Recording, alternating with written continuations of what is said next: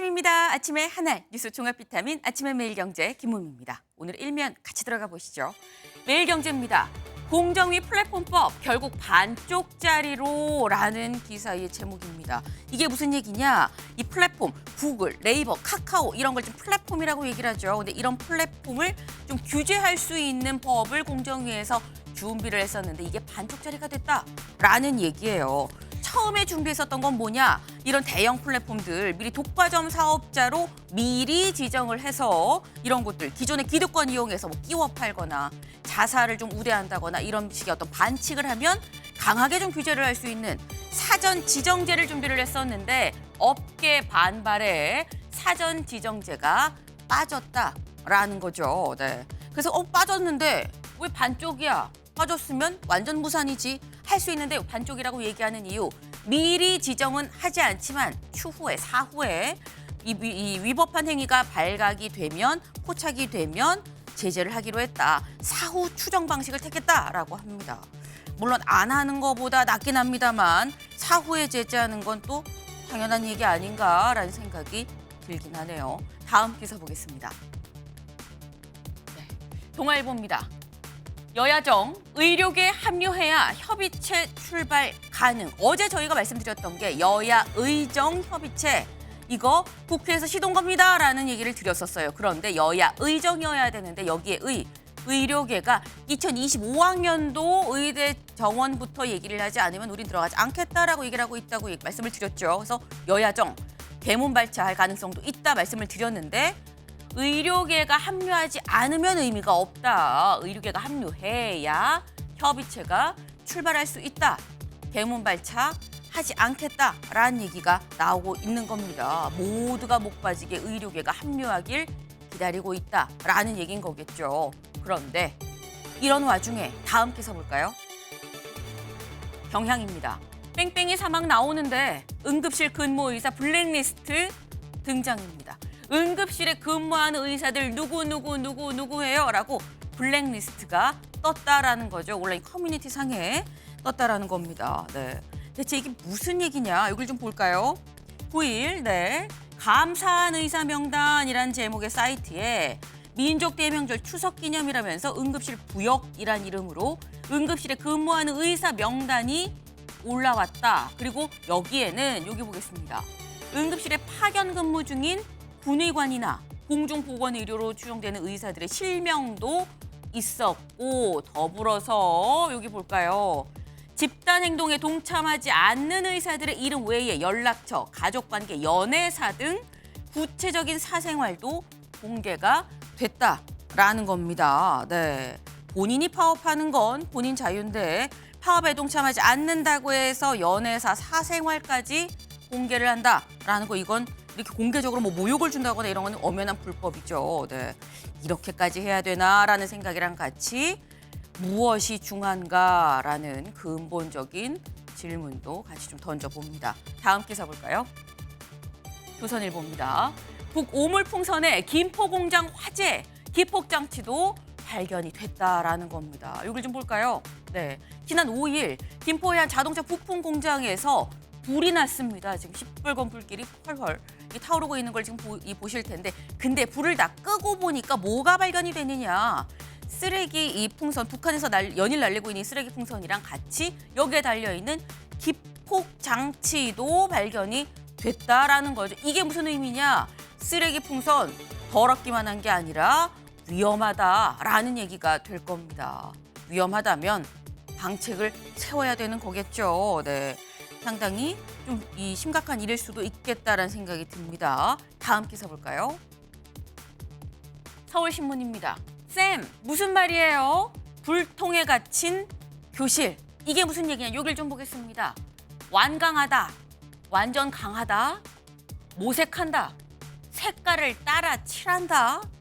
이게 대체 무슨 얘기냐? 요즘 아이들 완강하다, 모색한다 이런 단어의 뜻을 모른다라는 거죠. 심지어 고3 학생들한테 물어봤는데 초등학생 아니고요. 중학생 아닙니다.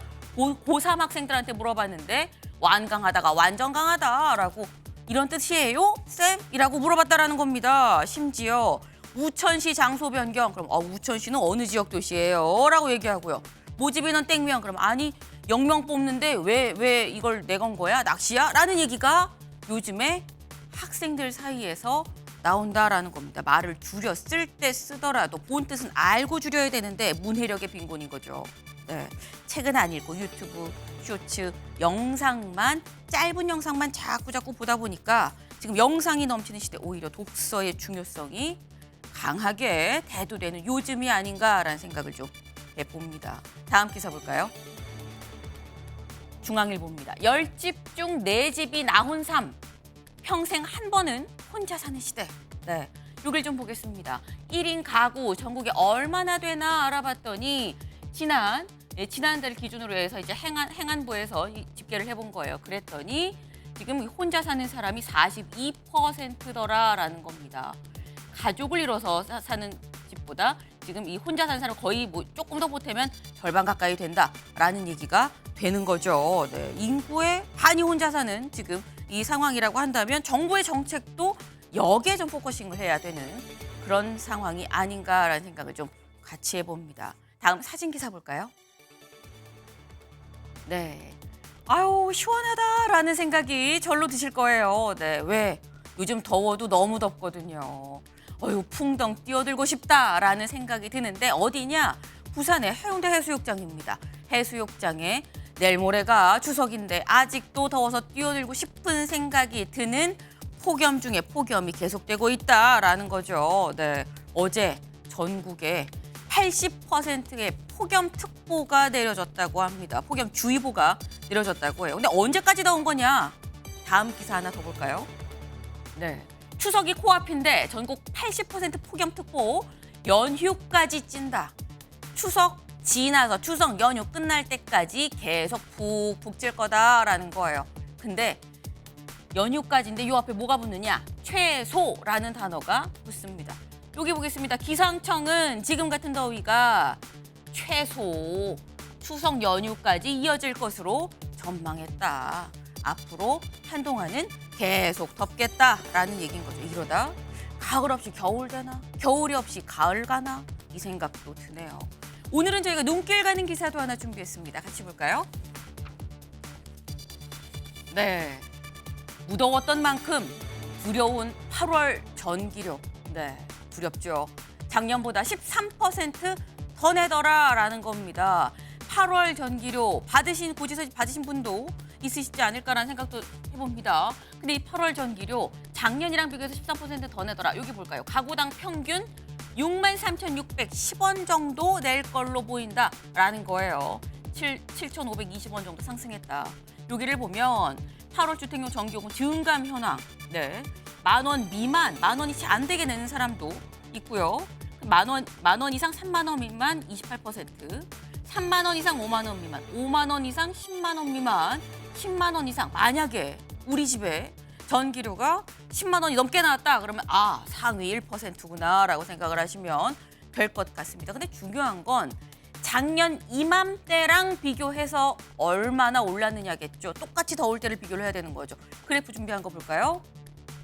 네, 8월 주택용 전기료 평균 7,520원이 증가했다. 여길 보면 작년 8월, 올해 8월입니다. 지금 보면 전력 사용량은 9% 올랐어요. 더 더웠다, 더 많이 썼다라는 거죠. 금액은 얼마 올랐느냐? 13% 올랐습니다. 왜? 아니 9%더 썼는데 왜 13% 올랐어? 누진제가 있죠, 전기는. 그러다 보니까 13% 올라서 7,520원 정도 더 낸다라는 거예요. 여길 보면 전기요금 증감 가구 수요 현황. 네, 여길 보면 요금이 더 많이 내는 사람이 1,922만이고요. 요금을 적게 내는 사람도 있습니다.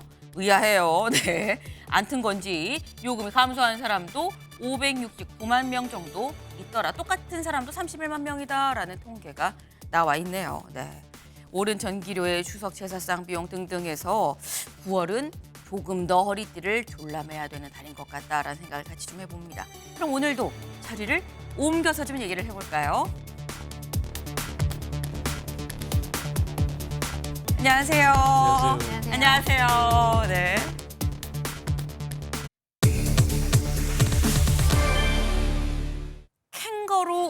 명분함입니다. 이게 무슨 얘기냐? 네. 이런 단어들이 사실 어제 국회 대정부 질문에서 나왔다는 거죠. 근데 대정부 질문 전에 뭐가 있었냐? 비교섭단체 대표 연설이 있었습니다. 이 비교섭단체 대표 연설 어제는 누구 차례였냐? 조국혁신당의 조국 대표였어요. 조국 대표 뭐라고 얘기했는지 먼저 들어보고 얘기 이어가 볼까요? 지난 윤석열 정권 2년은 대한민국의 잃어버린 2년으로 기록될 것입니다. 3년은 너무 길다. 무도하고 무책임하고 무능한 윤석열 정권은 나라를 더 망치기 전에 종식되어야 합니다. 국민은 이 정권 치하에서 너무도 힘듭니다. 저희는 이미 심리적 탄핵을 하신 국민의 마음을 받들며 온 힘을 다하여 위헌과 위법의 증거를 모으겠습니다.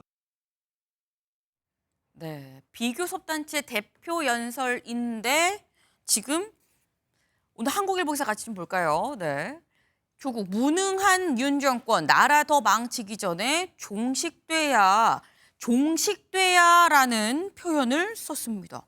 이건 장 변호사님, 종식된다는 얘기는 탄핵하겠다 공개 선언인가요? 아마 그렇게까지 좀 보기는 다소 어려운 것 같습니다. 물론 조국혁신당이 이번 총선에서 국민들의 표심을 얻는 데 있어서는 네. 3년은 너무 길다라는 슬로건이 사실상 소구력이 있었다는 그런 결과인 거죠. 그렇기 때문에 본인들의 지지층을 위해서는 끊임없이 윤석열 정부의 실정을 부각할 수밖에 없지만 네. 지금 뭐 간접적으로나 직접적으로 조국혁신당 같은 경우에는 대통령 탄핵을 암시하는 발언들을 하고 있지만 그 부분은 조국혁신당의 힘만으로는 할 수가 없는 국면 아니겠습니까? 네. 그래서 어제 조국 대표의 어떤 발언 내용을 보더라도 4년 중임제 이야기를 했거든요. 그렇다면 4년 중임제가 사실상 현실화되기 위해서는 지금 현 대통령인 윤석열 대통령께서 5년의 임기를 1년 단축하고 이 안을 받는 게 가장 현실적일 수밖에 없습니다. 그래서 전체적으로는 정치적 슬로건으로는 탄핵을 사실상 내걸고 있지만 네. 실제로 착수하려고 하는 건 이런 개헌이 아닌가라고 생각되는 부분이 있습니다. 그러니까 정치적 구호로 탄핵을 얘기를 하는 거지만 사실상 4년 중임제 개헌을 임기 단축을 좀 생각을 하고 있는 것 같다라고 말씀을 하셨어요. 그런데 조국 대표는 사실 총선을 치르면서 3년 너무 길다라는 걸 슬로건으로 말씀하신 것처럼 내걸고 당선이 됐습니다. 그런데 조국 대표만 이 얘기를 했느냐? 아닙니다. 서영교 의원이 뭐라고 얘기했는지 직접 들어보시죠. 국민들의 분노가 윤석열 대통령을 끌어내릴 상황이 되었습니다. 국민 여러분, 2년 반이 너무 짧습니다. 저희가 그 2년 반을 확 앞당겨서 국민의 행복한 대한민국 만들어 가겠습니다. 감사합니다.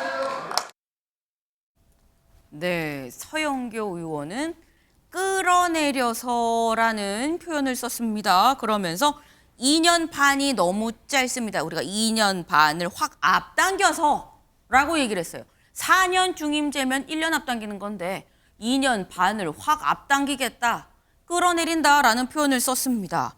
그렇다면 대변인님, 네. 민주당의 입장이라고 볼 수 있는, 민주당도 지금 탄핵을 생각을 하고 있는 겁니까? 뭐 탄핵을 생각하기보다는 심리적인 어떤 국민들의 여론 네. 이런 부분에 대해서 소구하는 거 아니겠습니까? 이게 심리적 종식을 얘기하는 것 같아요. 물리적으로 종식시키기는 쉽지 않죠. 네. 법률적으로도 그렇고. 그러니까 지금 이런 얘기들이 나오는 게 그렇게 국민들한테 대수롭지 않게 여겨지는 것들은 현 윤석열 정부가 그만큼 국정 운영에 대해서 운영 능력이 없다는 것을 국민들이 인식하기 시작한 것이고, 이제는 그만해라. 정말 너무 힘들다. 아니면 제대로 해라. 너무 힘들다. 이런 얘기를 되뇌이는 거예요. 그래서 저는 또 서영교 그 의원 같은 경우는 대표적으로 목소리도 크지만 네. 강성 발언을 하는 걸로 유명하지 않습니까? 네. 그래서 그런 의미에서 국민들의 최근의 여론 지표를 문장으로 담아낸 것 같다. 그렇게 좀 보고 있습니다. 네. 그러니까 지금 이게 민심을 담아서 좀 강하게 얘기를 한 거지 뭐 정말 탄핵을 실천을 하겠다 뭐 이런 취지는 아니다라고 말씀을 하셔서, 하지만 이런 얘기가 나오는 건 윤석열 정부에서도 분명히 좀 귀담아 들어야 된다라는 취지의 말씀하셨는데 이거는 국민의힘 입장도 좀 들어봐야 될 것 같아요, 최고위원님. 제가 보기에는 그냥 대선 불복이죠, 뭐. 그러니까 아마 대한민국에서는 미국 대통령제를 오래 했던 미국 같은 나라의 루즈벨트나 링컨 대통령이 와도 네. 아마 버텨낼 수 없을 겁니다. 그러니까 지금 저쪽에서 주장하는 것들이 무슨 특별한 근거가 있어서가 아니라 국민적 감정, 이런 것들 계속 불지피면서 뭐 못 견디겠다, 힘들다 뭐 이런 식의 얘기들을 하면서 내려와라 이렇게 얘기하고 있잖아요. 네. 아니 대한민국의 헌정 질서가 그렇게 감정에 의해서 마음대로 바뀔 수 있는 겁니까? 대통령이 만약에 탄핵이 되거나 우리 지난번에 박근혜 대통령 탄핵 이후에 그 후유증이 얼마나 큰지를 지금 보고 있지 않습니까? 탄핵에 맛이 들린 당이에요. 저는 누구를 증오하는 것, 누구를 미워하는 것, 누구를 끌어내리기 위한 것을 모토로 해서 당이 생겨난다는 것도 조국 당을 보면서 처음 봤습니다. 대한민국에서 그런 당이 존재할 수도 있구나라는 것조차가 참으로 의아했어요. 근데 민주당까지 거기에 가세해서 본인들도 정상적인 어떤 그 투표를 통해서 당선된 그 국회의원들이 뽑히고 또 대통령도 해봤던 그런 당 아닙니까? 네. 근데 만약에 지금 민주당이 주장하듯이 하면은 국정은 아무것도 운영될 수 없을 거예요. 누구든지 그 대통령 되고 나서 한 달 만에 탄핵하겠다고 길거리에 쏟아져 나오고 그리고 모든 것들에 대해서 대통령의 그 뒷다리를 잡고 정부 여당의 뒷다리를 잡으면 그게 어떻게 가능할까? 그리고 어제 짧게 말씀드린 그 한마디만 더 추가드리면 네. 굉장히 좀 슬펐어요. 야, 정말 사람들 살기 힘들고 국가 경제라든가 외교라든가 안보라든가 뭐 여러 가지 할 얘기들이 많은데 대정부 질문에서 나오는 얘기는 전부 다 개인에 대한 그 대통령과 그 영부인에 대한 뭐 그리고 혹은 거꾸로 저희 여당도 반성할 거 뭐 그 전임 대통령에 대한 네. 개인적인 신상 공격들 이런 것들로 다 채워져 있지 않습니까? 정말 좀 답답하고 부끄럽기도 하고 그렇더라고요. 네. 어제 대정부 질문을 본 소감도 좀 같이 말씀을 주셨어요. 여야 할 것 없이 개인에 대한 공격들이 좀 너무 많았다. 지금 민생도 어렵고 외교, 경제 할 얘기가 정말 많은데 대정부 질문인데 개인에 대한 공격들이 좀 줄을 이룬 점이 여야 할 것 없이 반성해야 될 점 아니냐라고 말씀을 하셨습니다. 개인에 대한 공격이 상당했다. 다음 기사 좀 볼까요? 네. 어제 대정부 질문에서 캥거루 게이트, 영부남 윤석열 이런 얘기들이 나왔다는 겁니다. 대정부 질문에서 날 세운 여야. 다 지금 캥거루 게이트, 영부남 윤석열 이게 대체 무슨 얘기냐? 특히 영부남이 무슨 말이야 싶으실 것 같은데 직접 박지원 의원의 얘기를 좀 들어보고 오실까요? 권력서열 1위가 누구입니까? 죄송합니다. 우리나라에서요? 민주공화국의 권력서의 1위라는 게 있을까요? 김건희 대통령, 윤석열 영부남 하면서 권력서열 1위가 김건희라는 소리가 들려오는데 총리는 아직 못 듣고 있어요? 저는 그거는 완전한 가짜 뉴스고 선동입니다. 네, 영부남이 무슨 말인가 싶었어요. 강 변호사님. 영부남, 퍼스트 젠틀맨을 얘기하는 것도 아니고 영부남은 뭡니까? 결과적으로는 대통령을 비하하는 표현에 불과하다라고 봐야 될 것 같습니다. 대통령의 그 배우자인 여성을 영부인이라고 표현을 하잖아요. 네. 지금 김건희 여사가 오히려 대통령보다도 위에 있는 것이 아니냐라는 이야기를 하면서 박지원 의원이 영부남이라는 단어를 마음속에 좀 언론에 보도가 되기를 바라는 마음을 가지고서 이야기를 한 것으로 보입니다. 굉장히 안타깝죠. 지금 저 자리에서 저런 식으로 말장난을 할 상황인가? 네. 오히려 조금 더 국정에 대해서 총리에게 세세하게 묻는 이런 자리가 되었어야 되는 것이 아닌가라고 생각을 합니다. 민주당에서는 기본적으로 대통령에 대한 공격들을 계속하고 있어요. 근데 조금 아까 우리 영상 잠깐 봤지만 네. 조국 대표가 어제 비교섭단체 대표로서 연설을 하는 가운데에서 심리적 탄핵을 하신 국민의 마음을 받들어 온 힘을 다해 위헌과 위법의 증거를 모으겠다 이렇게 이야기를 했거든요. 네. 그 말은 지금까지 못 찾았다는 겁니다. 위헌과 위법인 부분들이 이미 찾았으면 탄핵을 발의를 했겠죠.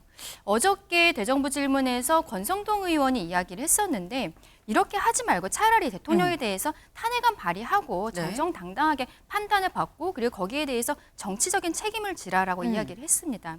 지금 민주당에서요, 과거 이상민 행안부 장관에 대해서도 탄핵안 발의를 했었죠. 그리고 이정섭 검사에 대해서도 그렇습니다. 네. 어떻게 되었습니까? 헌법재판소에서 2명 다 9명 모두 전원 일치된 의견으로서 기각되지 않았습니까? 그런데 여기에 대해서 민주당은 아무런 사과의 말을 하지 않고 있어요. 우리가 이상민 장관이 탄핵 소추가 되었을 때 그때 직무정지가 되면서 당시에 굉장히 수혜가 컸는데 컨트롤타워 수장을 잃은 상황이었습니다. 그런데 민주당에서는 정무적으로 탄핵을 할 수밖에 없었다라는 이야기를 하고 있거든요. 이러한 탄핵을 남발하고 있는 국면, 위법과 위헌에 대해서 찾지도 못하면서 계속적으로 정쟁만 하고 있는 상황에 대해서 국민들께서 필요하게 생각하고 계신다 말씀드리고 싶습니다. 네. 지금 민주당 야당이 자꾸 대통령 영부인에 대한 공격에만 좀 집중을 하고 탄핵을 남발하고 있다라고 좀 말씀을 하셨어요. 근데 어제 김건희 여사에 대해서 또 윤 대통령에 대해서 한 공격, 박지원 의원만 한 건 아닙니다. 들어보시죠. 김건희 여사가 이렇게 이야기합니다. 우리 남편은 바보야. 우리 남편은 내가 챙겨주지 않으면 아무것도 못해. 한번 보세요. 저 누가 한 말입니까? 제가 한 말입니까? 의원님, 저 말이 왜 이렇게 입에 착착 달라붙는 거예요? 김건희 여사는 왜 저런 이야기를 하는 겁니까? 의원님께서는 남의 가정에서 일어나는 일을 그렇게 열심히 공부하십니까? 아니, 저는 이해하기가 어렵습니다. 네, 지금 한덕수 총리가 아니 남의 집에서 일어난 일을 이렇게 홍보를 하십니까? 라고 말씀을 하셨어요. 근데 지금 서영교 의원의 얘기가 최고 의원님. 예. 지금 결국 김 여사의 얘기로 윤 대통령을 공격한 약간 이런 형국이 된 거거든요. 약간 여권에서는 한 대 맞았는데 2대 맞은 것 같은 느낌이 들 것 같기도 하고요. 뭐 아니 전혀 그렇지 않은데. 아, 네. 예. 아니 우리 남편은 바보야. 그거 여기 여성분들도 계시지만 뭐 여성들끼리 얘기하면서 그런 얘기 안 하십니까? 노코멘트 하겠습니다. 아니 좀 많이 듣는데요. 네, 그럼 뭐 그냥 그런 얘기 하잖아요. 아, 우리 남편 아무것도 못해. 우리 남편 내가 다 챙겨줘야 돼. 335 모여서 얘기할 때. 그런 얘기를 많이 하시는 거 저는 그 친구들하고 같이 모였을 때 심지어는 남편들이 있는 데서도 아, 우리 남편은 아무것도 못해. 이런 얘기 많이 하시더라고요. 네. 그걸 가지고 근거를 삼아서 도대체 무슨 공격을 하는지를 잘 모르겠어요. 그래서 김건희 여사가 우리 남편 바보야라고 얘기를 해서 그게 뭘 어쩌다는 겁니까? 그게 입에 왜 착착 달라붙느냐고요? 본인이 그렇게 무슨 정치적 이유를 가지고 그걸 이용을 하고 있으니까 입에 착착 달라붙겠죠. 그거를 근거로 뭘 주장하려는 거냐. 그러니까 김건희 여사가 이렇게 얘기했으니까 대통령은 진짜 바보니까 그래서 탄핵해야 된다는 겁니까? 도대체 무슨 논리를 얘기하는 겁니까? 제가 보기에는 저게 국회 대정부 질문에서 나올 수 있는 건지 정말 그 수준에 대해서 생각하게 돼요. 저게 무슨 주장입니까 도대체? 네. 근데 이게 보면 설명을 좀 해드려야 될 것 같아요. 시청자들한테. 저 내용 자체 우리 남편은 바보야. 윤석열 대통령. 그러니까 본인이 다 챙겨야 된다. 이게 소리소리 이명수 기자와의 카톡 내용, 이 대화 녹취록 내용으로 제가 알고 있습니다. 네. 그러니까 이게 단순하게 그냥 가볍게 툭 뭐 부인들이 남편에 대해서 그렇게 얘기하는 게 아니라 전체 맥락을 얘기하면서 윤석열 대통령은 내가 챙기고 내가 없으면 아무것도 못한다는 그런 뉘앙스예요. 아까 앞에 맥락이 박지원 의원하고 똑같습니다. 영부남 아니냐. 결국에는 국정 운영의 중심에는 영부인, 김건희 여사가 V1이고 그다음에 대통령은 대통령직을 하지만 V2가 아니냐. 저는 그런 맥락에서 지금 얘기를 하는 거라고 봐요. 근데 이거는 좀 심각한 상황인 것들은 이게 명확하게 징표로 나오지는 않았으나 지금 대한민국 국정이 2년 6개월, 7개월이 되는데 누구 때문에 이렇게 꽉 막혀 있습니까? 대정부 질문에서 대통령과 김건희 여사를 왜 얘기해야 됩니까? 이유는 뭐냐면 저 두 분이 지금 국정을 가로막고 있는 거예요. 최희병 특검 수사해야 대통령이 중심에 있습니다. 김건희 여사 특검 8가지, 지금 8가지가 됐죠. 공천 개입설까지 나왔으니까요. 8가지가 있습니다. 커머나 컨텐츠, 뇌물석, 협찬 의혹부터 도이치모터 주가 조작까지 뭐 너무나 많아요. 근데 그 하나도 검찰은 다 무혐의를 내립니다. 수사도 하지 않습니다. 공정이 사망한 대한민국에 대해서 국회에서 대정부 질문 말고 그 두 분에 대해서 얘기 안 하면 누가 얘기하겠어요? 저는 그런 부분에 있어서는 대통령 부부가 이 나라의 국정 운영을 가로막는 가장 큰 걸림돌이라는 것을 국민들한테 지적하는 거기 때문에 이 부분은 달게 받아야지 이걸 뭐 대정부 질문을 개인적인 얘기를 하고 남의 가정일이라고 하는 자체부터가 국정에 대한 걱정이 없는 거예요. 네. 짧게. 근데 그거 그 민주당에서는요 그 영부인에 대해서 선거 때부터 줄리인이 뭐니 해가면서 뭐 술집 접대부라는 식으로까지 몰아가지 않았습니까? 그리고 민주당 공격은 기승전 윤석열 김건희예요. 지금까지 무슨 국정에 대해서 구체적인 내용을 가지고 공격하는 게 아니라 인신 공격성 그 이슈를 가지고서 다른 모든 걸 덮어버리는 그런 그런 행태, 정치적 행태를 계속 해왔다는 말씀만 제가 지적드리겠습니다. 네, 오늘 제가 가운데 앉길 참 잘했다라는 생각을 다시 한번 해봅니다. 네. 근데 지금 이 어제 대정부 질문 요런 얘기 관련해서 용산에서 뭐라고 얘기를 했느냐. 다음 기사 볼까요? 네. 용산, 야, 민생 대신 영부인 흠집내기만 국민도 지친다. 물론 대통령실에서 지금 대정부 질문에서 오간 얘기만 갖고 얘기한 게 아니고요. 어제 뭐가 있었느냐. 어제 법사위 소위에서 김건희 여사 특검법이 통과가 됐습니다. 그래서 모레 12일 날 있을 본회의에서 이거 처리하겠다라는 게 민주당의 입장이에요. 그러다 보니까 대통령실에선 아니 왜 자꾸 영부인만 갖고 그래. 민생 얘기하고 민생 지금 처리할 거 많지 않아? 라고 지금 얘기를 하고 있는 겁니다. 장 변호사님. 네. 왜 민생 신경 안 쓰고 영부인만 공격하냐 뭐 그런 취지예요. 그렇다고 보기 어렵습니다. 왜냐하면 국정 운영에 상당한 부담을 지금 김건희 여사께서 지우고 계신다고 보는 게 국민들 시선이라고 생각합니다. 야당이 어떤 선택을 할 수 있겠습니까? 이 정부는 법과 원칙, 공정과 상식을 기치로 탄생을 했어요. 그런데 그것을 스스로 허문다고 보여질 때 그 중심에 김건희 여사가 있다고 국민들이 인식하고 있는 겁니다. 명품백을 사실상 영상에 담기는 전례가 없는 일이 발생했죠. 어떤 걸로도 처벌하지 못한다고 합니다. 국민 법과 상식, 법감정에 맞습니까? 그리고 인사에 개입했다는 의혹 제대로 수사는 됐습니까? 나아가서 심지어는 현역 의원이 김건희 여사가 공천에 개입했다는 텔레그램 메시지를 봤다라고 인터뷰를 하고 있는 형국입니다. 야당이 뭘 할 수 있겠습니까? 지금 검찰 수사하고 있습니까? 그렇다면 대통령께서도 미진하면 특검이 만약에 수사가 미진하면 선택할 수밖에 없는 게 특검이라고 발언하신 부분이 있는데 그럼 지금 검찰이 제대로 수사하지 못하니 특검 하자고 하는 겁니다. 이게 민생이랑 대한민국의 어떤 근간이랑 같이 맞물려 있는 거 아니겠습니까? 그렇기 때문에 만약에 계속해서 정말 말씀대로 정치적으로만 민주당이 접근했다면 굉장한 역풍 맞았을 겁니다. 지금 역풍이 불고 있나요? 김건희 여사에 대해서 특검한다고 했을 때 저는 느끼지 못하겠습니다. 네, 지금 김 여사에 대한 이런 얘기들이 결국엔 지금 다들의 이 어떤 관심사고 문제라고 느껴지는 부분이기 때문에 얘기를 하는 거다라는 취지의 또 말씀이셨어요. 근데 야당에서는 그러니까 지금 여당에서는 왜 영부인만 갖고 그래라고 지금 얘기를 하고 있는 거죠. 네, 다음 기사를 좀 보겠습니다. 네, 세계일보예요. 야, 윤 민생 대신 이 문을 잡는다. 여 사위 의혹 캥거루 게이트. 야당에서는 또 뭐라고 얘기를 하느냐. 지금 아까 저희 얘기가 그거였었죠. 아니 왜 민주당은 민생 신경 안 쓰고 영부인만 잡아. 그런데 또 민주당에서는 김중혁 최고위원님. 네. 왜 민생 신경 안 쓰고 이재명 문재인만 잡느냐라고 또 얘기를 한다는 거예요. 이재명 문재인을 잡는다는 게 무슨 말인지 잘 모르겠는데 이재명 대표는 지금 재판을 받고 계시잖아요. 네. 그건 무슨 행정부가 어떻게 할 수 있는 게 아니지 않습니까? 몰라요. 그 문재인 정부 때는 그 재판 결과에 대해서도 본인들이 다 개입을 해서 그 김명수 대법원장 체제하에서 그렇게 주물럭주물럭 했는지는 모르겠습니다. 하지만 지금 현재 이루어지는 재판들에 대해서 이재명 대표가 그런 걸 따지시려면요. 그 수사는 문재인 정부 때부터 시작됐어요. 그래서 재판에 넘겨진 겁니다. 그 재판이 진행되고 있는데 그거를 왜 윤석열 정부의 왜 우리를 잡느냐라고 얘기하는 것은 정말로 언어 도단이라고 생각을 해요.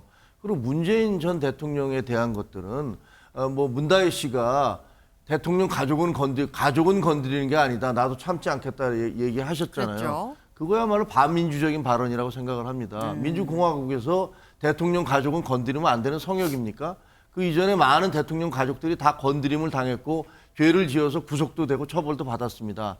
그러니까 문대희 씨가 얘기한 대로 그냥 본인이 의혹이 있다고 생각되는 것들에 대해서 해명하실 게 있으면 본인이 발언권이 있으시잖아요. 본인이 어떤 SNS에 올리면 모든 언론이 그걸 다 보도를 해줍니다. 그러니까 지금 제기된 의혹에 대해서 네. 본인이 억울하시다고 생각하면 본인이 소명을 하시면 됩니다. 검찰에 가서 소명을 하시든 아니면 대통령 가족으로서의 모든 사람이 관심을 갖는 특권을 갖고 있으니까 거기에 대해서 본인이 직접 해명을 하셔서 국민들의 그런 궁금한 점들, 왜 태국으로 갑자기 갔는지, 왜 그 남편은 아무 그런 전문성도 없는데 그렇게 계속 돈을 받았는지, 부모로부터 그 전에 받았던 생활비는 매월 얼마였는지, 거기에 대한 그런 증여세에 대해서 세금을 냈는지 이런 것들을 밝혀주시면 됩니다. 네, 지금 아니 분명하게 혐의가 있으니까 조사를 했고 그래서 기소도 했고 재판도 받고 있는데 무슨 얘기냐. 그리고 문재인 전 대통령에 대해서도 문다희 씨가 참지 않겠다라고 얘기를 했으면 해명하면 되는 거 아니냐라고 말씀을 하셨는데 어제 대정부 질문에서 아까 뭐 문제 중에 하나다라고 말씀하시긴 했어요. 그래서 계속 개인에 대한 공격들이 왔다 갔다 했다라고 말씀하셨는데 문다혜 씨 요 건에 대해서도 얘기가 나왔습니다. 직접 들어보시죠. 문다혜 씨는 검찰 수사를 비판하면서 자신을 돌에 맞은 개구리라고 표현했습니다. 제가 보기에 이분은 억울한 개구리가 결코 아닙니다. 모렴치한 캥거루입니다. 만약에 대통령 딸이 아니었다면, 대통령 사위가 아니었다면, 그 대통령이 매간비직을 하지 않았다면 어떻게 그런 호사를 누릴 수 있었겠습니까? 그러므로 저는 이 사건은 문재인 정부의 캥거루 게이트다. 네. 캥거루란 얘기가 여기서 지금 나온 겁니다. 개구리라고 얘기를 하는데 문다혜 씨는 개구리라고 얘기하는 개구리가 아니라 모렴치한 캥거루다라고 얘기를 했어요. 김 대변인님. 저는 캥거루 게이트에 대해서 말을 좀 만들려고 억지로 짜낸 것 같은데 네. 아시잖아요. 이 캥거루라는 게 최근에 이제 청년들이 취업난, 네. 그다음에 뭐 높은 생활비 같은 높은 집값 이런 것 때문에 성인이 돼서도 부모들한테 의지하는 성향이 있는 걸 캥거루족이라고 얘기를 하지 않습니까? 네. 이제 그거를 짜맞췄는데 무슨 문다혜 씨 부부가 캥거루족은 아니죠. 문재인 전 대통령 내외가 조금 딸의 어떤 집안 사정이 좀 어려워서 생활비를 대준 게 아니라 용돈 수준의 지원을 준 것인데 무슨 캥거루족처럼 의지해서 아빠한테 뭐 계속해서 뭔가를 뭐 다 받아내고 집도 받아내고 뭐 말하자면 생활비도 그 매일 정확하게 일정 부분 받았다고 오해를 하게 되는데 네. 그렇기 때문에 문다혜 씨는 억울한 거예요. 본인은 독립생계를 하고 있다고 분명히 그렇게 지내왔고 네. 지금도 따지고 보면 별장이라고 참 얘기하면서 하는 게 30년 된 공동주택이고 A&B 다 등록이 돼 있는 낙후된 숙박업입니다. 자기 생계를 위해서 하잖아요, 문다혜 씨도. 그러니까 독립생계를 하는 딸에게 어느 정도의 돈을 어느 정도 좀 용돈을 줬다고 해서 이거는 무슨 생활비, 캥거루 게이트. 그러니까 ABC도 안 맞고 결국에는 이름을 명명해서 결국 문재인 전 대통령의 수사 자체를 게이트화하려고 막 그냥 부풀리는 거예요. 근데 제대로 좀 부풀려야 되는데 이런 식으로 캥거루 게이트 붙이면 아예 그냥 터져버릴 것 같아요. 네. 네. 사실이 아닌데 뭔가 부풀리고 있다. 이 검찰이 좀 정치적으로 수사하는 면이 있고 이거를 여권이 받아서 좀 부풀리고 있다라는 지금 그런 취지의 말씀이셨는데 어제 신동욱 의원은 또 이렇게 얘기를 했습니다. 들어보시죠. 지금까지 상당히 많은 그 분량의 뭐 가족 관련된 의혹들이 제기가 되고 있는데 이런 것들을 보면 이거는 단순히 정치 보복이다 이렇게만 보기는 어려운 것 아닌가요? 야당이 주장하는 것처럼. 검찰이 특정인에 대한 또 특정 정당에 대한 정치 보복을 행하는 기관은 아니라고 생각하고 있습니다. 네, 장 변호사님. 지금 보면 정치 보복이라기엔 실제로 좀 수상한 부분이 있는 거 아니냐라는 뭐 그런 취지의 얘기거든요. 사실 이 사건이 있었던 게 한 7년 전인가 뭐 이렇습니다. 그 타이 이스타젯의 항공사에 취업을 한 부분이요. 그리고 아무런 전문성 없는데 어떻게 가게 됐느냐라고 하는데요. 일단 기업에서는 정치 경험이 있는 사람들, 아마 대통령의 사이가 아니라면 채용이 안 됐을 수도 있겠죠. 뭐 진보, 보수, 여야를 떠나서 대단히 많은 기업에 갑니다. 그 기업 자체 이슈의 특성이나 전문성이 있어서가 아니에요. 어쨌든 대관 업무 뭐 이런 부분과 관련해서 좀 롤이 있기 때문입니다. 그렇기 때문에 그걸 매간매직이라고 이야기하는 거는 맞지 않고 다만 검찰과 관련해서 민주당에서 이 부분이 정치 수사라고 이야기를 하는 것은 계속해서 이 어려운 여건이 좀 어려운 국면인 거 맞죠. 대통령의 지지율도 높다고 볼 수 없고요. 그런 상황에서 어떤 상황 타겟책으로 문재인 전 대통령을 정조준하는 거 아니냐라는 생각이 있는 겁니다. 4년 전에 고발장이 들어갔습니다. 수사 거의 진행되지 않았다고 보여지죠. 지금 속도를 내는 그 의도 그리고 4년 동안 들고 있었던 사건에서 문제가 있었으면 진작에 기소했으면 되는 거 아닙니까? 그리고 검찰 발로 나오는 여러 이런 사건의 단편들 혐의가 뭡니까? 돈이 지인을 통해서 갔다. 죄가 무슨 죄가 된다는 겁니까? 에어비앤비를 그냥 뭐 대통령의 멘토로부터 샀다. 무슨 죄가 된다는 겁니까? 망신주기 용으로 이렇게 흘리는 방식의 수사? 이게 정치적 의도가 있습니까? 없습니까? 민주당 입장에서는 당연히 정치적인 수사라고 이야기할 수 없는, 할 수밖에 없는 국면을 전 검찰이 만들고 있다. 이렇게 생각합니다. 지금 7년 전에 이미 뭐 수사가 시작이 됐는데 이게 이제 와서 이 얘기를 하고 하나씩 언론에 흘리고 있는 거 아니냐라는 취지로 지금 말씀을 하셨어요. 어제 박지원 의원이 요 얘기를 좀 비슷하게 했습니다. 이건 죄가 아니다라는 취지로 얘기를 했거든요. 들어보실까요? 장인이 사위가 놀고 있으니까 생활비 줬어요. 사위가 취직하니까 월급 받으니까 생활비 안 줬는데 이거 뇌물입니까? 이렇게 하면은 디올백 300만 원짜리도 최재형 목사가 안 사줬으면은 윤석열 대통령이 사주니까 그럼 윤석열 대통령도 뇌물죄로 조사해야 되는 것 아니에요? 저는 의원님과 저는 그런 얘기를 할 정도의 관계는 아니라고 생각합니다. 네. 그렇게 말씀하셔야 총리 오래 하십니다. 아니 제가 존경하지 않습니까 의원님을. 네. 제가 존경하지 않습니까, 의원님을. 그렇게 해야 총리 오래 합니다라는 말에 대한 대답이었습니다. 근데 어쨌거나 지금 박지원 의원의 얘기는 강 변호사님 네. 이런 거예요. 딸내외가 수입이 없어서 수입 없을 때 좀 생활비 주다가 수입이 생겨서 생활비를 안 줬다. 물론 아까 뭐 생활비가 아니라 용돈이다라고 말씀도 하셨습니다만. 근데 그게 어떻게 뇌물이냐라는 게 박 의원의 얘기예요. 결과적으로는 문다희 씨의 생활 능력이 어느 정도 되었었는지, 정말 독립생계가 가능한 상황이었는지가 이 사건에 있어서는 가장 중요 쟁점이 될 것으로 보입니다. 네. 지금 생활비가 아니라 아까 서영주 대변인께서는 용돈이라고 하셨는데, 일반인의 상식으로 봤을 때는 용돈 수준으로 보내줬다라고 하면은 네. 타이스타젯에서 급여를 받는 금액과 상관없이 용돈을 계속 보낼 수도 있는 거거든요. 만약에 그 전 회사에서의 뭐 퇴직금을 가지고 어렵지 않게 살아왔다라고 하면 네. 뭐 손주도 있는 상황에서 용돈이라고 매달 보내지 않았겠습니까? 그런데 어떻게 타이스타젯에 그렇게 이상직 전 의원이 실소유주로 되어 있고 거기에 사위인 서 씨가 취업을 하니까 이제 갑자기 금원 지급하던 것을 끊어버리게 되는 것이죠.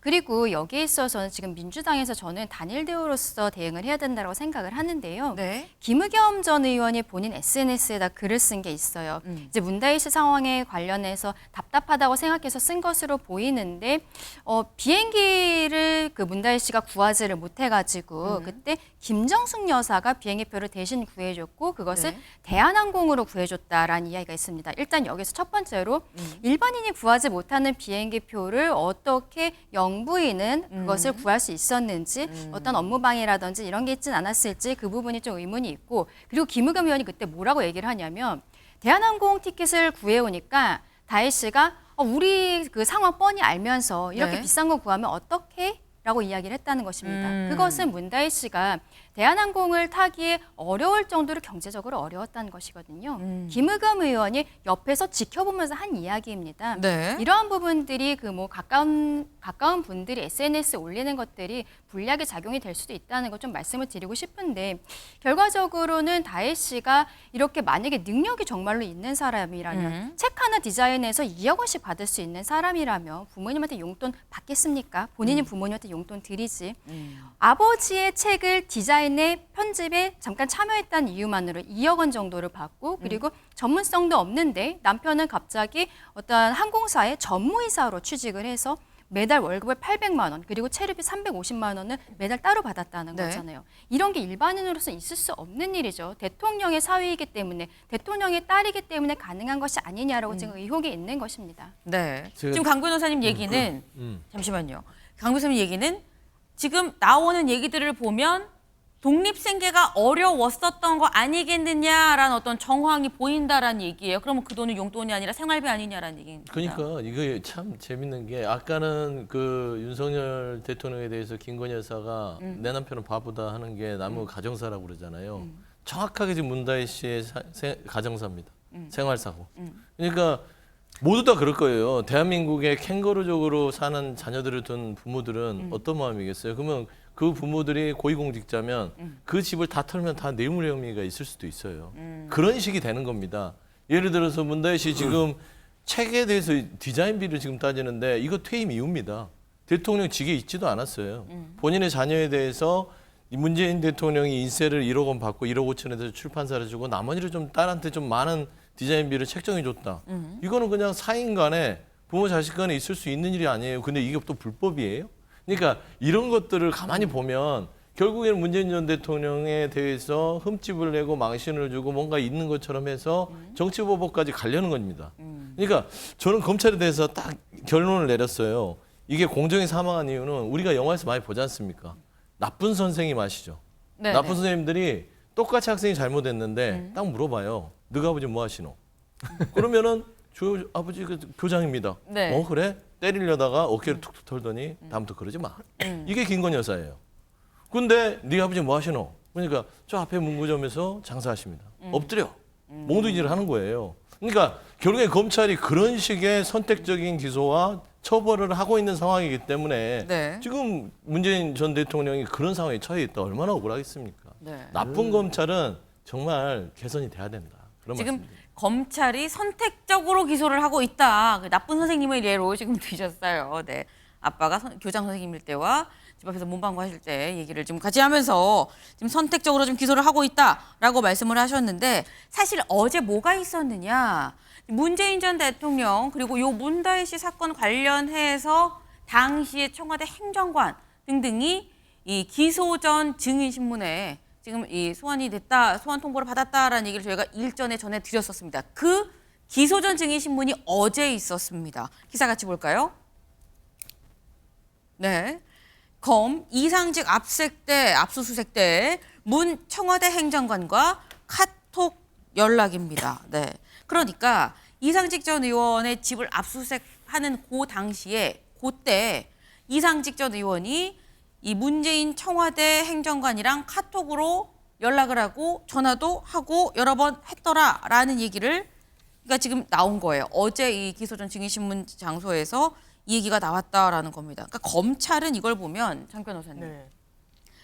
그리고 이 행정관 신모 행정관과 당시 이 이상직 전 의원이 아마도 서로 교통을 하고 있었고 소통을 하고 있었고 청와대 사이에서 이 행정관에서 가교 역할을 이상직 의원이랑 한 거 아니겠느냐 이렇게 지금 보고 있는 것 같습니다. 아니면 왜 연락을 압수수색하냐 주고받냐 뭐 이런 거예요. 검찰은 영장 발부받아서 압수수색해서 이게 문제가 있다고 생각하면 수사하면 됩니다. 당연하지만요. 이 네. 부분이 범죄의 단서라고 생각하면요. 이것을 참고인 지회에 있던 이 청와대 행정관이 참고인은 강제 소환을 할 수 없거든요. 수사 단계에서 이제 협조를 받지 못한 겁니다. 네. 또 이 행정관 입장에선 본인이 피해자성 참고인들이 있어요. 단순히 정말 제3자로 아니면 고소인이나 고발인 피해자로 가는 지위가 아니라 나도 이 사건에 연루될 수 있는 사람은 당연하지만 방어권 행사를 해야 됩니다. 그런데 실무에서 잘 사용하지 않는 이 공판전 증인신문이란 제도를 통해 가지고 불러낸 겁니다. 그러면 본인의 사실상의 어떤 피해 사실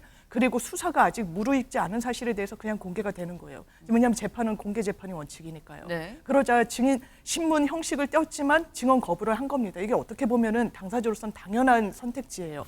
이 부분과 관련해서 재판부가 뭐라고 얘기했느냐. 증언 강제할 수 없다고 했습니다. 본인이 피해자로 피고인이 언젠가 기소가 될 수도 있는 상황에서 대한민국 헌법은 그리고 형사법은 진술을 강제하지 않습니다. 검찰은 이런 잘 활용되지 않는 제도를 우회해서 사실상 진술을 강조하고 그리고 본인들의 무리익지 않은 사실관계를 이렇게 언론에 나오도록 하는 이런 부분에 대한 반성이 저는 있어야 된다고 생각합니다.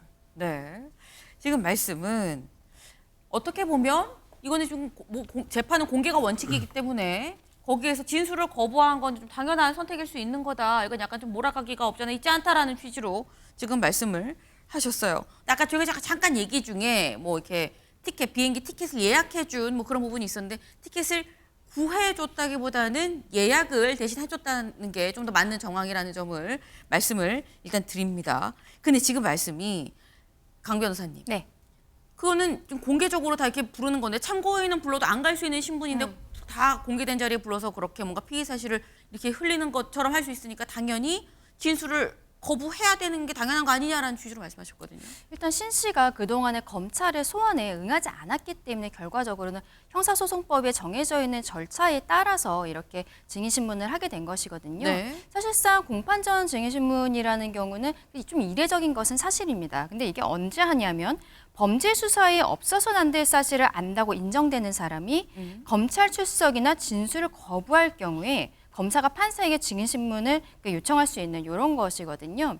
지금 신 씨가 이 상황에 있어서 핵심적으로 아는 것으로 검찰에서는 판단을 했는데 네. 아예 소환조차 응하지 않았기 때문에 어제 결과적으로는 법정에 세워서 증인신문을 하게 된 것이고 또 결과적으로 본인이 뭐 묵비권 행사하지 않았습니까? 여기에 있어서 뭐 문제가 된다라고 저는 보기는 어려울 것 같습니다. 결과적으로 신 씨가 여기까지 오게 된 부분은 이제 청와대에서 근무를 하는 동안에 문재인 전 대통령의 가족을 담당을 하고 있었고, 그리고 이 문다희 씨 가족이 태국으로 이전을 할 때는 아예 본인이 태국에 가서 집을 구해주는 부분들이 있었고, 그리고 이 상황에 있어서 문제가 되는 것은 서 씨가 단순히 취업을 한 것이 아니라 이상직 전 의원이 중진공 이사장으로 되고, 그러면서 이상직 전 의원이 실소유주로 있는 타이스타젯의 전무이사로 들어갔다는 것이잖아요. 그런데 이 이상직 의원과 이 신 행정관이 카톡을 계속적으로 했었던 부분들이 이미 드러난 것입니다. 그렇다면 검찰 입장에서는 이 부분에 대해서 확인을 해야만 되는 부분인데 아예 소환에 응하지조차 않았기 때문에 형사소송법에 있는 절차로서 이 상황이 진행이 된 것이다. 그렇게 말씀드려야 될 것 같습니다. 네. 지금 나와 있는 정황이 부르지 않고서야 배길 수 없는 상황이었다라는 또 그런 설명이셨어요. 사실 지금 이 행정관의 얘기는 내가 지금 피의자로 전환이 될 것 같으니까 난 증인신문을 더 이상 하지 않겠다라고 어제 법정에서 밝혔다고 하는데, 진술을 거부한 뒤에 이제 실제 그 정말 피의자로 전환이 돼서 기소로 이어질 수 있는 건지 그 부분도 좀 봐야 될 것 같네요. 다음 키워드 넘어가 봅니다. 외계인입니다. 외계인. 갑자기 아침에 매일경제 지금 우주 SF물 얘기도 하나라고 생각을 하실 수 있는데, 이 얘기가 어디서 나왔느냐, 기사 같이 볼까요? 네. 진성준 조국 유튜브서 한동훈 외모 품평 논란입니다. 여기서 진성준 의원, 조국 대표 얘기를 했다라는 거죠. 먼저 진성준 의원 얘기를 좀 들어보고 오시죠. 키 180 맞습니까? 그날도 키높이 구두 같은 것을 신었던 것 같더라고요. 제가 볼 때는 네. 정치인 치고는 굉장히 요란한 구두였습니다. 버클이라고 그러나요? 이렇게 금속 장식 그게 2개나 달려 있어요. 그 하나 다는 것도 참 멋쩍은 일이거든. 저는 좀 뭐랄까 좀 외계인을 보는 듯한 느낌이었어요. 많이 꾸민다는 느낌이 들어서 좀 어색하게 느껴지고 자기적이죠. 좀 징그러웠습니다. 네. 정 의원님 어떻게 들으셨습니까? 굉장히 좀 저급하다라는 느낌이 들죠. 그리고 굉장히 유치하다. 글쎄 본인의 외모는 그렇게 자신이 있으신지, 본인의 키나 이런, 누가 어떤 사람의 네. 남성이 됐든 여성이 됐든 외모를 가지고 얘기를 하는 것 자체는 금기시됐잖아요. 뭐 누가 뭐 뚱뚱하네, 말랐네, 키가 크네, 작네 이런 것 자체를 얘기하는 것은 이제는 우리 사회에서는 더 이상 용인되지 않는 그런 것 아닙니까? 네. 그런데 글쎄요, 외계인? 저는 매일 회의할 때마다 옆에 앉아 있는데 저는 계속 외계인하고 같이 있는지는 모르겠습니다만 저런 식으로 네. 뭐 특정 사람들에 대해서 얘기를 하는, 그리고 뭐 징그럽다. 이건 정치인이 다른 정치인에 대해서 표현할 수 있는 겁니까? 네. 제가 그 이재명 대표에 대해서 그때 여야 대표회담할 때 굉장히 키가 커 보이시던데, 그래서 일각에서는 사실 저분도 키높이 구두 신으셨나? 왜 그렇게 키가 크게 나오지? 라고 그런 얘기들을 호사가들이 하더라고요. 그러나 그걸 방송에서 그런 얘기를 할 수가 있습니까? 그 얘기하면 아마 저를 욕할 거예요. 저 사람 제정신이야? 이렇게 얘기할 수도 있어요. 근데 조국 대표도 그렇고 뭐 진성준 지금 의장도 그렇고 저분들 다 한 분은 당의 대표시고 한 분은 당의 정책위 의장 아십니까? 저분들 입에서 저런 얘기가 나오는 것들 자체가 자기 당의 그런 어떤 이미지에 먹칠을 하고 있다는 사실은 좀 아셨으면 좋겠어요. 네. 지금 말씀 중에 잠깐 저희가 지금 나갔죠. 진성준 의원이 조금 전에 본인의 저희가 직접 들었던 발언에 대해서 사과를 했습니다. 국민의힘 한동훈 대표님께 사과드립니다. 외모를 비하하거나 인격을 모독할 생각은 결코 없었다. 극히 개인적인 인상평에 불과하는 것이었으나 과한 표현으로 불쾌감을 드렸다면 정중하게 사과드립니다라고 사과를 했습니다. 사실 진성준 의원이 보좌관 생활 한 6년 그리고 지금 3선 의원이죠. 때문에 사실 이게 논란이 될 거를 몰랐을까라는 생각이 들기도 합니다만 또 즉각적으로 사과를 했어요. 근데 저희가 아까 기사에서 진성준하고 직접 인용이 아니었었죠. 조국 대표 얘기도 있었습니다. 조국 대표는 뭐라고 얘기했는지 들어보시죠. 한마디 느낌은 사람이 좀 얇더만요. 제가 이제 180 한 1, 100, 좀 약간 키가 줄었을지도 모르겠는데 저하고 한 대표님하고 키가 같다고 하더라고요. 키가 작을 수도 있고 클 수도 있죠. 그게 무슨 잘못입니까? 자꾸 180이라 그러고 하니까 제가 말씀드리는 겁니다. 근데 사진을 보니까 확실히 구별이 좀 되네요. 네, 일단 조국 대표는 사람이 좀 얇더만요. 그랬어요. 사람이 얇다는 건 서 대변인님 무슨 뜻입니까? 그러니까 뭐 본인이 느꼈던 인물에 네. 대한 평인데 얇다. 뭐 얇다, 얕다 뭐 이런 느낌인데 저는 지금 정치를 하러 조국 대표가 들어왔으면 네. 여러 가지 강한 발언을 할 수 있으나 이건 다 노수 침뱉기예요. 그러니까 상대에 대해서 이건 정치를 떠나서 외모에 대한 평가를 하거나 그다음에 이 성품에 대한 평가를 하는 것들은 그리고 특히나 정치인 상가해야 될 거는 특정 이름을 지칭해서 평가를 하는 것들은 상가해야 됩니다. 애둘러서 해야 돼요. 그러니까 아직 정치를 잘 모르셔서 그런 것 같은데 진성준 의원은 그걸 알기 때문에 즉각적으로 좀 뭐 사과를 한 것 같고요. 조국 대표는 아직 그런 사과문이 안 왔는데 두 분 다 대단히 부적절한 처신이었다. 그렇게 얘기를 하면 안 돼요. 네. 그래서 한동훈 대표가 설령 키가 크든 작든 뭐 키가 뭐 크면은 뭐 정치를 잘합니까? 그거 아니잖아요. 역대 대통령은 다 키가 작았어요. 그러니까 키가 크고 작은 이런 부분을 가지고 지금 얘기할 게 아니고 제가 봐서는 그 유튜브 자리가 워낙 또 이렇게 편안한 자리고 진행하는 스타일이 좀 그런 질문들이 나오다 보니까 좀 그냥 편안한 어떤 머릿속에 있는 이 정제되지 않은 대화가 나온 것 같은데 부적절하다. 앞으로도 여야 정치권에서 어떤 특정인에 대한 이런 외모 평가들은 좀 상가하는 게 맞다. 그런 말씀드립니다. 근데 저희가 지금 앞에 진성준 의원은 사과합니다라고 이제 입장을 밝혔어요. 조금씩 밝혔는데 조국 대표는 이 발언이 논란이 되고 난 다음에 뭐라고 얘기를 했느냐?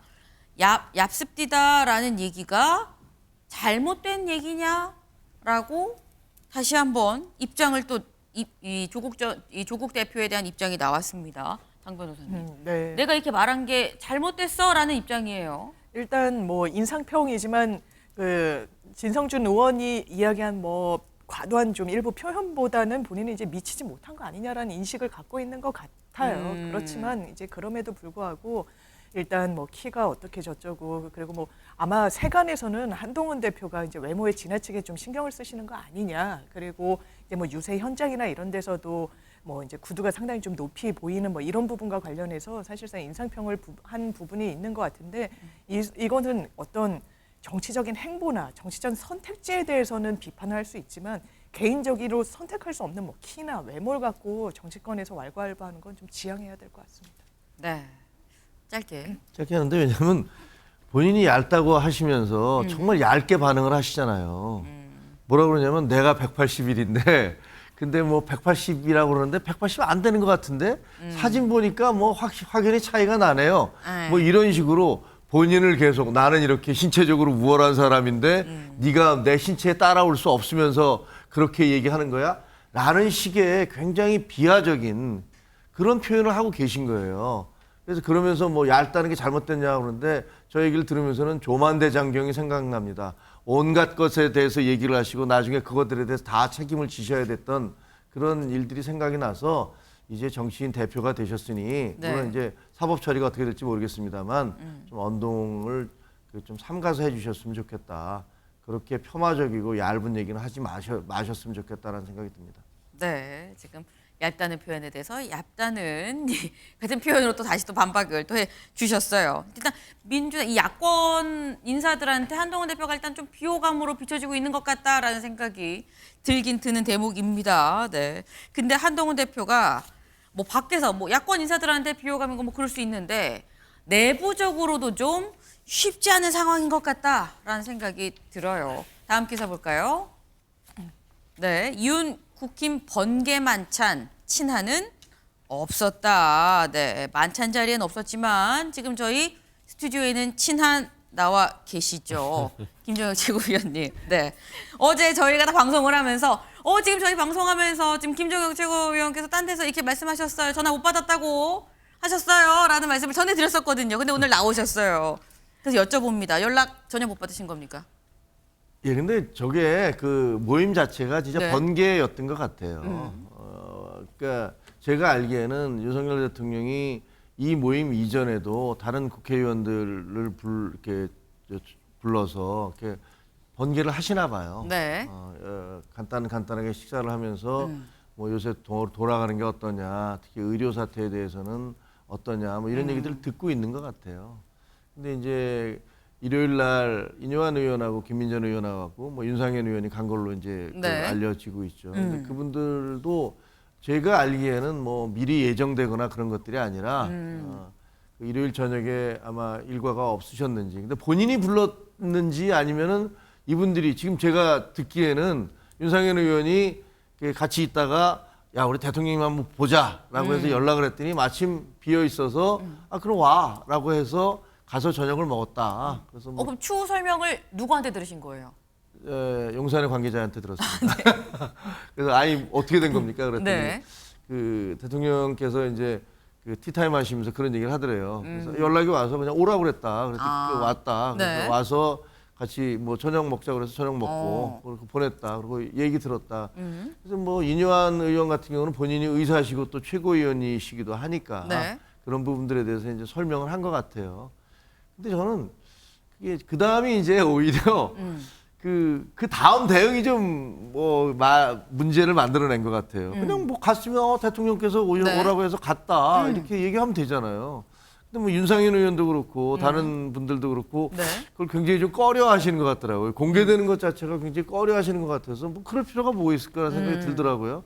한동훈 대표도 오전에 사실 저 최고회의 때 그 모르고 계시더라고요. 그래서 네. 아 그거 이제 기자들이 질문할 텐데 그거 알고 계시냐 그랬더니 그런 게 있었어요? 뭐 그러면서 아니 뭐 그러니까 뭐 그 간 거가 뭐 문제가 됩니까?라는 식의 이제 얘기를 하셨었어요. 한 대표가. 예, 한 대표도 그래서 별로 그렇게 크게 그 문제 삼을 건 없지 않나라는 생각이 듭니다. 네. 지금 한 대표가 그래요? 그런 게 나와서 있었어요. 근데 몰랐는데 문제가 되나라는 취지로 이 어제 아침 최고위에서 얘기를 했다고 하시는데 안 그래도 최고위가 끝나길 기다려서 기자들이 직접 물어봤죠. 뭐라고 했는지 들어보시죠. 네, 죄송합니다. 다음 일정이 있어가지고 빨리 패싱을 하는 죄송합니다. 그럼 추석 이후에 하기로 많잖아요. 그쪽으로 모시겠습니다. 네. 윤 대통령 비한만 불러본 게 맞아 한동훈 패싱 노골화라는 제목입니다. 네. 서영지 대변인. 네. 사실 이 상황에 대해서 기자 질문이 그랬어요. 한동훈 패싱이라는 얘기가 있는데요. 라고 했더니 얘기를 안 하고 지나갔거든요. 네. 노골화라는 이 제목에 대해서 어떻게 보십니까? 대놓고 한 건 맞죠. 이게 아무리 뭐 여러 가지 얘기를 하더라도 물론 이 과정 속에서 자연스럽게 뭐 윤상현 의원, 뭐 김민전 의원, 그다음에 인요한 의원 이런 식으로 해서 갑작스런 뭐 번개 모임을 하더라도 네. 전 납득이 안 되는 게 대통령이 그렇게 번개 모임을 그냥 일요일 날 부축하는 것도 그것도 조금 이해가 안 되고요. 뭐 그렇게 그 국장이 한가하신가 좀 싶기도 하고. 두 번째는 최근에 그 여야 대표회담에 조승래 대변인이 이런 얘기를 했죠. 한동훈 대표가 내 처지가 좀 그래서 라는 말을 했는데 지금 상황을 보면 그 처지가 어떤 처지인지 알겠다. 그렇잖아요. 대통령은 제 생각에는 비공개 회담이면 흘러나오면 안 돼요. 중요한 건 만난 게 중요한 게 아닙니다. 네. 흘러나왔잖아요. 흘러나왔다는 것은 뭐냐면 그 흘러나온 걸 용인한 것이고 대통령과의 비공개 일정인데 용인한 것이고 이게 한동훈 대표의 귀에 들어가고 지금 했던 여러 가지 세간에서 평가가 이루어지는 것이기 때문에 아마 친윤계나 용산에서는 한동훈 대표에게 무언의 메시지를 던진 것이다. 당신의 처지는 딱 여기까지다. 네. 지금 이게 비공개 자리인데 흘러나왔다는 건 의도가 있는 거 아니냐라는 건데 아까 잠깐 말씀을 들었습니다만 이 자리가 윤상현 의원이 좀 얘기를 하다가 좀 마련이 된 것 같다라고 말을 하셨죠. 윤상현 의원한테도 기자들이 물어봤습니다. 들어보시죠. 아니 내가 아는 게 없어. 어제 제가 드릴 말씀이 없다니까. 한 말씀만 해주고 가시지. 드릴 말씀이 없어. 제가 네, 약간 영상이 막 좀 흔들렸어요. 왜냐하면 따라가느라고 저희가 막 휙휙휙 가는데 이제 저희가 한 말씀 해주세요라고 좀 따라가느라고 막 영상이 좀 흔들리면서 좀 정신이 없으셨을 수도 있는데 유지는 드릴 말씀 없다라고 말하고 차를 타고 지나갔습니다. 근데 지금 얘기가 나온 게 강 변호사님. 네. 이게 흘러나왔다는 얘기는 용인했다는 얘기 아니냐, 보란 듯이 한 거 아니냐라는 그런 취지의 말씀을 또 하셨거든요. 결과적으로는 대통령과 이렇게 큰 의미가 없는 결국에는 가까운 사람들끼리 식사 자리가 아니었나라고 생각을 합니다. 근데 그 중에서 인유한 의원, 김민전 의원이 있었기 때문에 네. 지도부의 모임이 아니냐, 그리고 왜 친한계의 지도부는 가지 않았느냐라고까지 확대가 된 것으로 보이는데 윤상현 의원이 주도적으로 해서 저런 3명이 가서 그 대통령과 식사를 한 것이 어떻게 보면은 정말로 가볍게 가까운 분들끼리 주말에 식사하면서 특히 인유한 의원 같은 경우는 이사니까 지금 의정 갈등에 대해서 이야기를 한 것으로 보입니다. 근데 여기에 대해서 사실 국민들께서는 저렇게 격이 없는 식사 자리에 네. 한동훈 대표가 자주 갔으면 좋겠다라는 생각은 하고 계실 것 같아요. 저는 늘 방송에서 말씀을 드리는데 20년 동안 대통령과 가장 가까운 사람이 한동훈 대표 아니겠습니까? 지금 이렇게 한 달이 건너면서 이야기가 들리면서 서로 간에 억측과 오해가 생기는 것이 아닌가라고 생각을 해요. 그래서 저는 당대표와 대통령 간에 좀 일주일이든 이주일이든 정기적으로 만나서 티타임이라도 하는 시간이 있었으면 좋겠다. 그리고 저렇게 시간이 조금 비일 때 격이 없이 만날 수 있는 사람이 한동훈 대표였으면 좋겠다라는 생각을 하고 있습니다. 네. 한동훈 대표가 있었으면 더 좋았겠지만 뭐 없다고 해서 특별히 그 자리가 뭐 누구를 일부러 뭐 왕따시키려는 그런 자리는 아니었던 걸로 알고 있다라고 또 말씀을 하셨어요. 근데 사실 어제 저희가 딱 이 시간에 이 말씀을 드릴 때는 인유한, 김민전 그리고 김재원 최고위원도 간 것 같다라고 말씀을 드렸었는데 김재원 최고위원이 직접 해명을 했습니다. 들어보실까요? 윤석열 대통령하고의 비공개 만찬 뭐 가셨었어요? 저는 여보세요? 예. 저는 초대받지 못했어요. 저는 그 보도가 자꾸 나오길래 예. 확인을 했는데 저는 가지 않았고 초대받지 못했다고 수없이 지금 말씀드리고 있는 상황이거든요.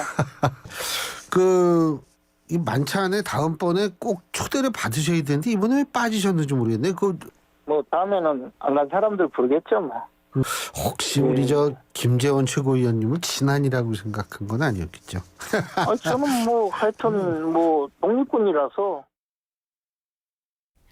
네. 김재원 최고위원 얘기는 나 안 갔다라는 얘기예요. 그래서 뭐 불러주시겠죠 나중에라고 말씀하셨는데 여기서 든 의문이 지금 진행자 질문도 그래요. 친한으로 보신 건 아니겠죠라고 했는데 장 변호사님. 네. 제3자 입장에서 김재원 최고위원은 친윤이 아닌 걸까요? 어떻게 친윤입니까? 친한입니까? 뭡니까? 사실 지금 정치적 스탠스는 친윤에 더 가까우신 것 같죠. 네. 왜냐하면 한동훈 대표가 여러 대안을 모색했을 때 상당히 직격하고 최상병 특검법과 관련해서도 당신은 사실 원내사령탑은 아니지 않느냐라는 취지의 발언이 있었기 때문에 한동훈 대표와 그렇게 유기적으로 잘 화합하는 이런 입장은 아닌 것 같다. 그런데 저는 대통령께서 정말 지금 당장 제일 만나야 되는 사람은 한동훈 대표라고 생각합니다.